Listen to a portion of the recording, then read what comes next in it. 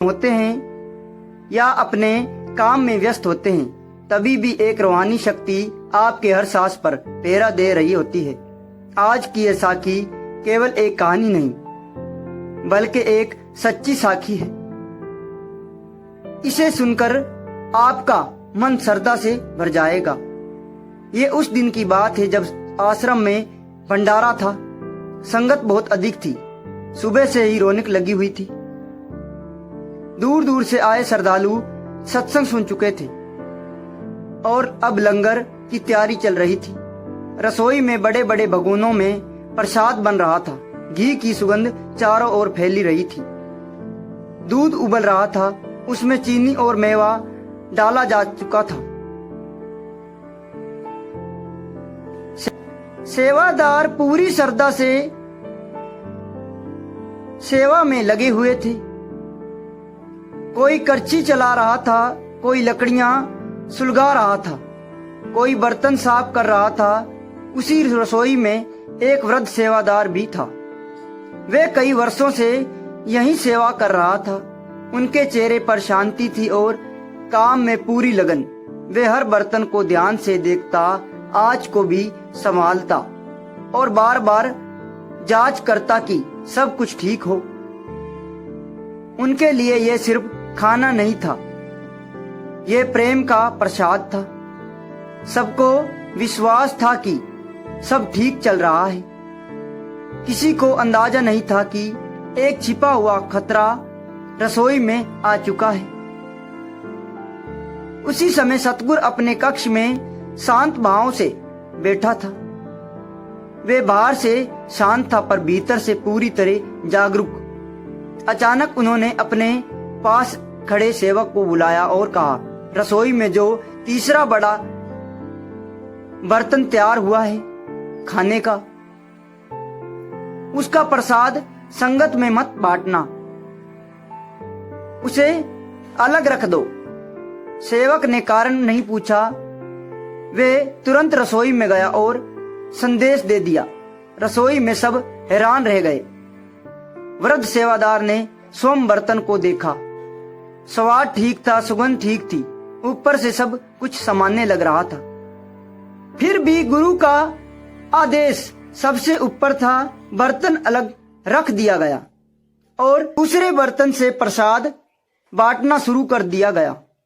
कुछ समय बाद जब अलग रखा गया बर्तन को खाली करने के लिए पीछे ले जाया गया और उसे उल्टाया गया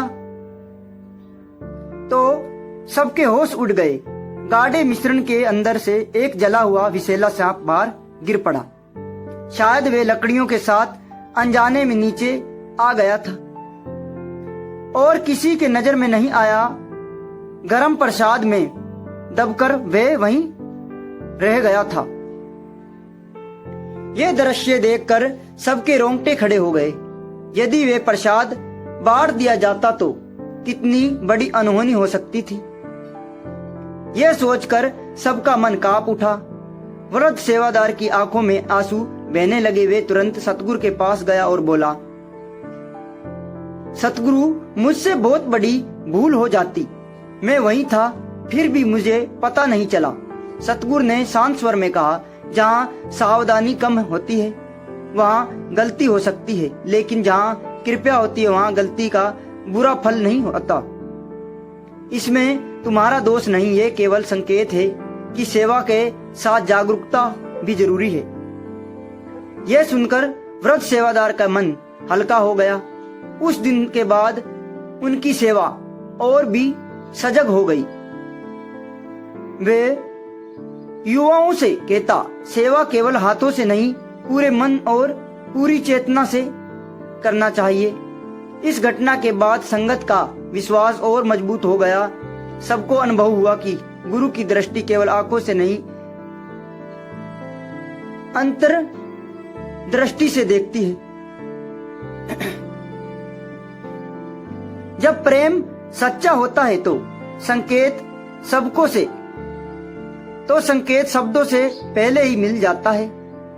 समय बीतता गया, आश्रम में संगत बढ़ती गई।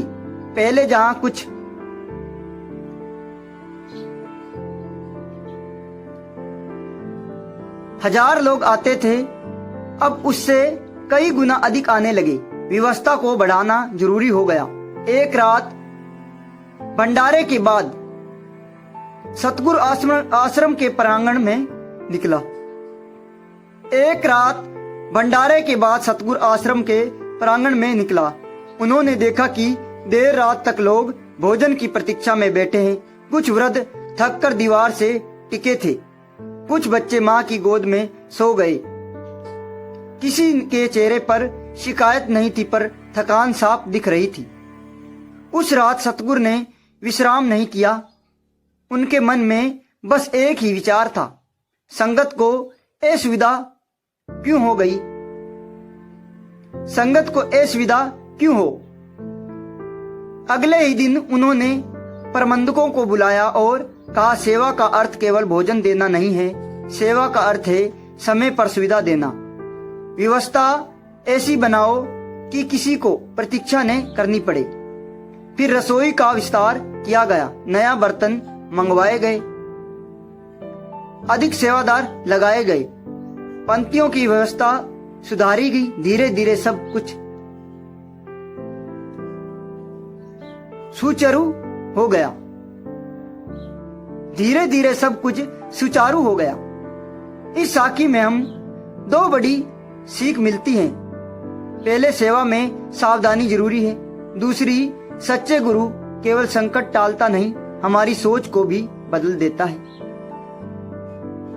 असली चमत्कार यह नहीं कि सांप मिला, असली चमत्कार यह था कि गुरु की कृपा से हजारों लोगों की रक्षा हुई और सेवादारों के मन में जागरूकता आ गई। इसलिए गुरु प्यारी साध संगत जी, जीवन में जब भी सेवा करो तो पूरे मन से करो, जब भी जिम्मेदारी निभाओ तो पूरी सावधानी से निभाओ, और ये विश्वास रखो कि सच्ची श्रद्धा के साथ किया गया हर कार्य गुरु की कृपा से सुरक्षित रहता है।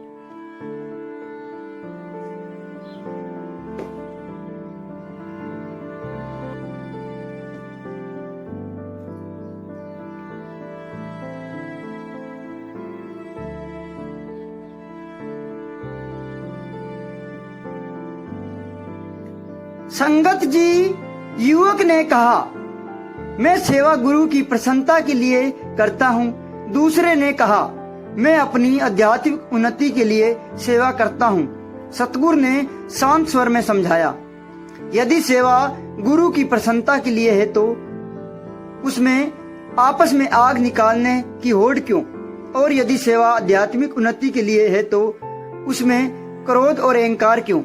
दोनों युवक चुप हो गए। वे कुछ क्षण का मौन ही उनकी सबसे बड़ी शिक्षा बन गया। उन्हें समझ में आ गया कि सेवा का अर्थ किसी से आगे निकलना नहीं, बल्कि सबको साथ लेकर चलना है।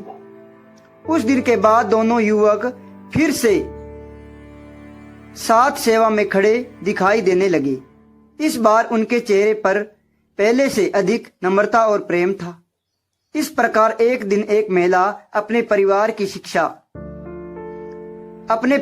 शिकायत लेकर आई। उसने कहा, मैं घर में सबका ध्यान रखती हूँ, सबकी सेवा करती हूँ, फिर भी कोई मेरी कदर नहीं करता। मुझे अपमान सहना पड़ता है। मैं क्या करूं? चुप रहूं या उत्तर दूं? सतगुरु ने शांत भाव से पूछा, तुम चुप क्यों रहती हो? वे बोली, क्योंकि मुझे सिखाया गया है कि चुप रहना ही सहनशीलता है। सतगुरु ने समझाया, सहनशीलता का अर्थ ये नहीं कि तुम अपने मन को दबा दो या अन्याय को स्वीकार कर लो। सहनशीलता का अर्थ है धैर्य रखना, पर सत्य और सम्मान की रक्षा करते हुए। जहां प्रेम से बताया, सम्मान की रक्षा करने भी जरूरी है। जहां प्रेम से बात समझाई जा सकती है वहां चुप रहना कमजोरी नहीं, समझदारी है। लेकिन जहां बार बार अपमान हो वहां शांत और स्पष्ट शब्दों में अपनी बातें कहना भी उचित है। उन्होंने आगे कहा, सेवा और सहनशीलता का अर्थ स्वयं को मिटा देना नहीं, अपने आत्मा सम्मान को बचाना है। विनम्रता से जीना ही सच्चा संतुलन है। महिला के मन का बोझ हल्का हो गया। उसे समझ में आ गया कि चुप रहना ही हर बार सही नहीं होता। सही समय पर शांत और सच्ची बात कहना भी जरूरी होता है। पर सबसे बड़ा निर्माण प्रत्येक व्यक्ति के भीतर होया रहता था। जहां पहले छोटी छोटी बातों पर मन विचलित हो जाता था, अब वहीं ठहराव आने लगा। लोग पहले दूसरों की कमी देखते थे, अब अपने मन को देखने लगे। पहले शिकायत ज्यादा होती थी, अब कृतज्ञता का भाव बढ़ने लगा। बार बार समझाता था कि जीवन बाहर से नहीं बदलता, पहले भीतर बदलता है। जब भीतर दृष्टि बदलती है तब वही परिस्थितियां भी अलग लगने लगती हैं। वे कहते, यदि कोई तुम्हें कठोर शब्द कह दे और तुम तुरंत उत्तर दे दो तो आग बढ़ती है, पर यदि तुम एक क्षण रुक जाओ तो वही आग बुझ भी सकती है। मन को एक क्षण का विराम देना ही साधना की शुरुआत होती है। धीरे धीरे संगत ने ये बात अनुभव से समझी। किसी को अपमान मिला पर उसने शांत रहकर उत्तर दिया। किसी को हानि हुई पर उसने धैर्य रखा। किसी को सफलता मिली पर उसने अहंकार नहीं किया। यही सच्चा परिवर्तन था। सतगुरु कहते हैं, मन को साधना किसी युद्ध से कम नहीं। बाहर के युद्ध में शत्रु सामने दिखता है, पर भीतर का शत्रु छिपा रहता है। वे कभी क्रोध बनकर आता है, तो कभी अहंकार बनकर, तो कभी अंतहीन इच्छाओं के रूप में। एक युवक ने पूछा, यदि मन बार बार भटक जाए तो क्या करें? उत्तर मिला, भटकना मन का स्वभाव है। उसे जोर से पकड़कर बांध नहीं जा सकता, पर उसे दिशा दी जा सकती है। ऐसे नदी को पूरी तरह रोका नहीं जा सकता, बल्कि उसके किनारे बनाए जाते हैं। ध्यान और सिमरन वही सिमरन किनारा है। जब तुम रोज कुछ समय शांति से बैठते हो तो मन की गति धीरे धीरे कम होने लगती है। विचारों की भीड़ छटने लगती है। फिर वही मन जो पहले तुम्हें इधर उधर खींचता था, तुम्हारा सहायक बन जाता है। इसी बीच एक वृद्ध व्यक्ति आश्रम आया। वह बहुत धनवान था, पर उसके चेहरे पर चिंता साफ दिखाई देती थी। उसने कहा, मेरे पास सब कुछ है, पर मन को शांति नहीं मिलती। सतगुरु ने पूछा, तुम दिन में कितने समय स्वयं को देते हो? वृद्ध ने कहा, मैं बहुत व्यस्त रहता हूँ, काम, बैठक और यात्राएं। मुझे समझ ही नहीं मिला। सतगुरु ने करुणा से कहा, जिसके पास अपने लिए समय नहीं, उसके पास वास्तव में जीवन नहीं। यदि तुम अपने लिए कुछ पल नहीं निकाल सकते तो जो कुछ दिन भर जुटाते रहते हो उसका लाभ कौन उठाएगा? मन को थोड़ा विश्राम दो, तभी वह तुम्हें सच्ची संपत्ति का अनुभव कराएगा। वृद्ध ने पहली बार स्वीकार किया कि उसने बाहरी सफलता तो पाई, पर भीतर की शांति खो दी। उसने अपनी दिनचर्या बदली। प्रतिदिन कुछ समय ध्यान को दिया और कुछ समय निस्वार्थ सेवा को। कुछ महीनों बाद उसका चेहरा बदल चुका था। उसमें एक शांत चमक थी। कहानी यहीं समाप्त नहीं होती। हर दिन नई परिस्थितियां आती हैं और नई परीक्षाएं भी। कभी अपमान मिलता है, कभी असफलता, कभी पराजयता, कभी प्रियजन दूर हो जाते हैं। पर जो व्यक्ति भीतर की साधना से जुड़ जाता है, वे उन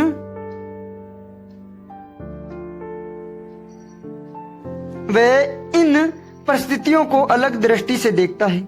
एक शाम सतगुरु ने कहा, जब तक तुम परिस्थितियों को दोष देते रहोगे, कठिनाइयों को दोष देते रहोगे, तब तक तुम उनके बंधन में रहोगे।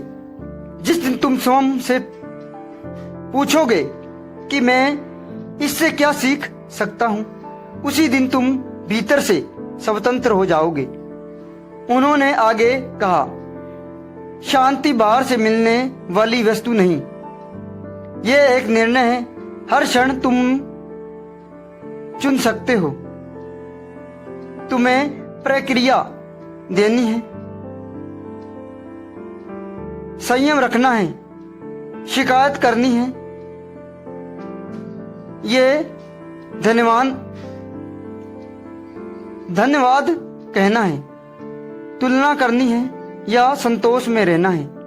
उस दिन संगत देर तक मौन रही। वे मौन भरी नहीं थी, वे मौन भारी नहीं थी, बल्कि गहरी चेतना, बल्कि गहरी चिंतन का था, बल्कि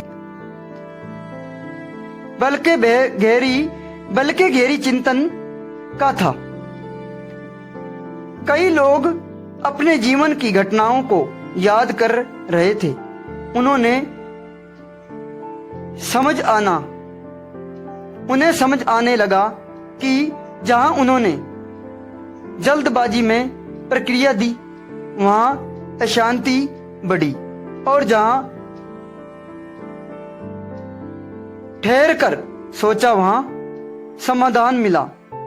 समय के साथ आश्रम का वातावरण और शांत होता गया।